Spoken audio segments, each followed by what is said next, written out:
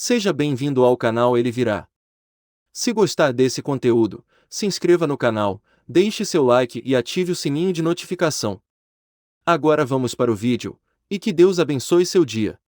Endemoniados, tinha endemoniado pra caramba. Jesus, eu fico impressionado, toda vez que eu leio a Bíblia no Novo Testamento eu fico impressionado.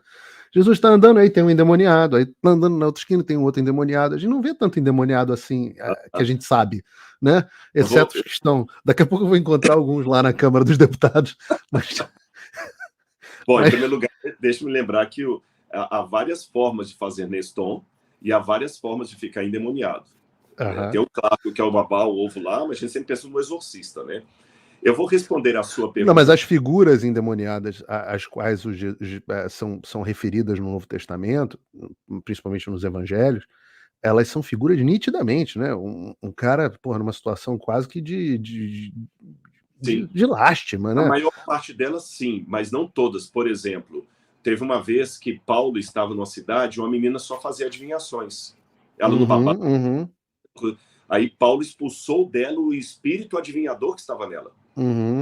Uma conexão da profetada. Ela fazia adivinhação. E ela chegou para Paulo e falou assim: você é Paulo, servo do Deus Altíssimo. Ela falou verdade. Olha, a profetada dela foi verdadeira. E Paulo expulsou o demônio dela. E o que o demônio fazia com a menina? Ela não babava, ela não quebrava coisa, ela estava apenas profetizando.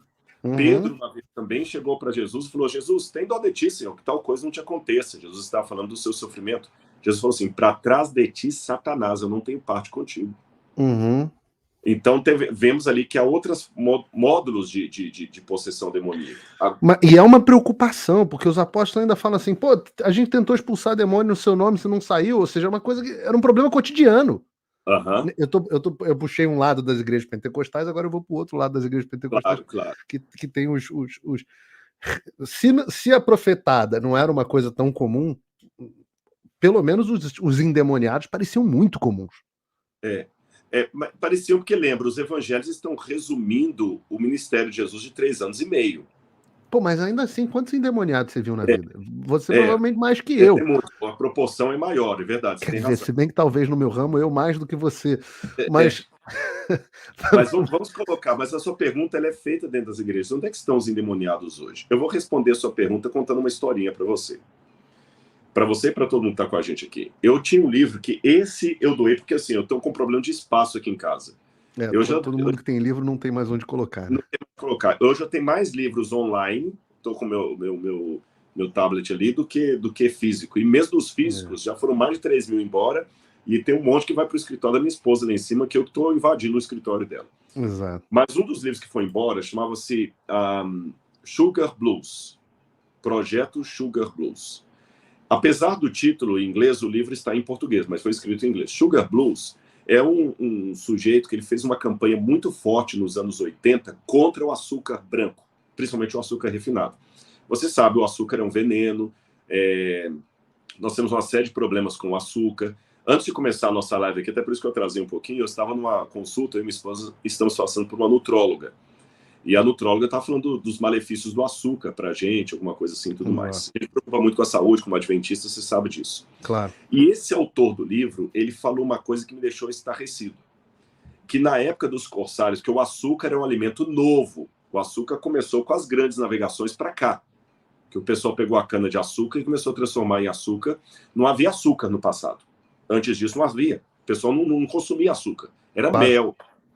Sim. Aí ele diz que o açúcar era um entorpecente tão forte que os corsários pegavam torrões de açúcar e colocavam 1 ou 2 para dissolver na boca, e aquilo ali ajudava. Letra A, na hora de fazer uma cirurgia, numa batalha, se o camarada precisava fazer cirurgia, eles não tinham um rum para embebedar o camarada, eles colocavam 2 torrões de açúcar na boca dele para dissolver, era o suficiente para ele ficar dopado a ponto de conseguir fazer uma cirurgia.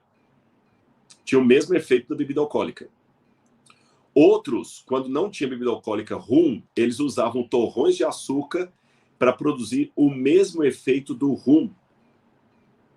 Eles ficavam embriagados. E muitos tinham crise de abstinência quando ficavam sem consumir açúcar. E quando ele conta essa história, ele mesmo pergunta, ele mesmo coloca: eu sei que você, leitor, deve estar perguntando, se era assim, por que a gente não vê ninguém hoje ficando dopado mais com o açúcar?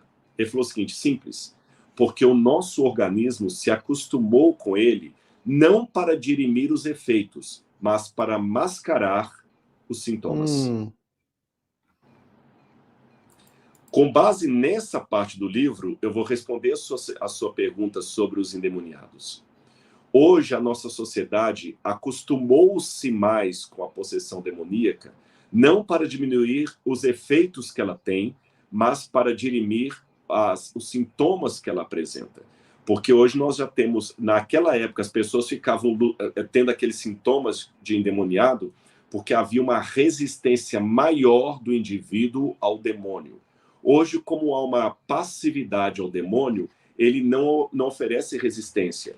Quando a pessoa está viva, você fica debatendo com ela, mas quando ela está desmaiada, você faz o que você quiser com ela.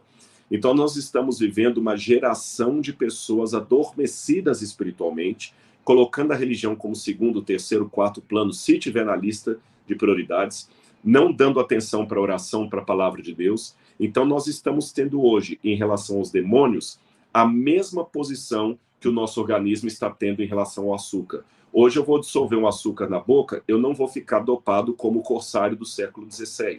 Mas o açúcar está provocando os mesmos malefícios no meu corpo, só que de maneira silenciosa. Ou seja, os processos continuam aqui como estavam no tempo de Cristo. Apenas os sintomas estão mais mascarados. A gente se habituou ao demônio mais? Se acostumou mais ao demônio? Habituou. Incrível.